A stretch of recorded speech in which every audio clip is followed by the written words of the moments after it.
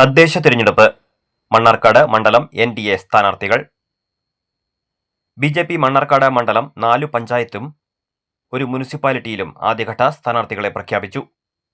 അലനല്ലൂർ പഞ്ചായത്തിൽ 18 സ്ഥാനാർത്ഥികൾ, കോട്ടപ്പാടം പഞ്ചായത്തിൽ 13 സ്ഥാനാർത്ഥികൾ, കുമരംപുത്തൂർ പഞ്ചായത്തിൽ 12 സ്ഥാനാർത്ഥികൾ, മണ്ണാർക്കാട് മുനിസിപ്പാലിറ്റിയിൽ 11 സ്ഥാനാർത്ഥികൾ, തെങ്കര പഞ്ചായത്തിൽ 8 സ്ഥാനാർത്ഥികൾ, മണ്ണാർക്കാട് ബ്ലോക്ക് പഞ്ചായത്തിൽ 8 സ്ഥാനാർത്ഥികൾ എന്നിങ്ങനെ 70 സ്ഥാനാർത്ഥികളെയാണ് ആദ്യഘട്ടമായി പ്രഖ്യാപിച്ചത്. നിൽക്കുന്ന ഒരു രാഷ്ട്രീയ അന്തരീക്ഷത്തിലാണ് ഇന്ന് നമ്മളേവരും ഇവിടെ ഇരിക്കുന്നത്.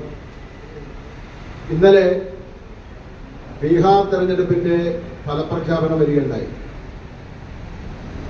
BJPയെ അതുപോലെ തന്നെ ദേശീയ ജനാധിപത്യ സഖ്യത്തെയും എത്തരത്തിലൊക്കെ കടന്നാക്രമിച്ചുകൊണ്ടും ആക്ഷേപിച്ചുകൊണ്ടും മുന്നോട്ട് പോകാൻ പറ്റുമോ അതൊക്കെ തന്നെ ചെയ്തിട്ടുണ്ടായിരുന്ന ഇവിടുത്തെ കോൺഗ്രസിന്റെ നേതൃത്വത്തിലുള്ള ഇന്ത്യ മുന്നണിയും അതുപോലെ തന്നെ LDF ഒക്കെ വലിയ തോതിൽ BJPയെയും ദേശീയ ജനാധിപത്യ NDA സഖ്യകക്ഷികളെയൊക്കെ ആക്ഷേപിക്കുന്ന ഒരു സാഹചര്യം നമുക്കിവിടെ കണ്ടിരുന്നു.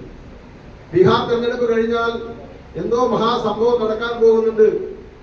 ആ മഹാസംഭവം എന്ന് പറയുന്നത് BJPയുടെ തകർച്ചയാണ്, മോദി നാടുവിടും എന്നൊക്കെ കരുതിയിരുന്ന കുറെ ആളുകളുണ്ട്.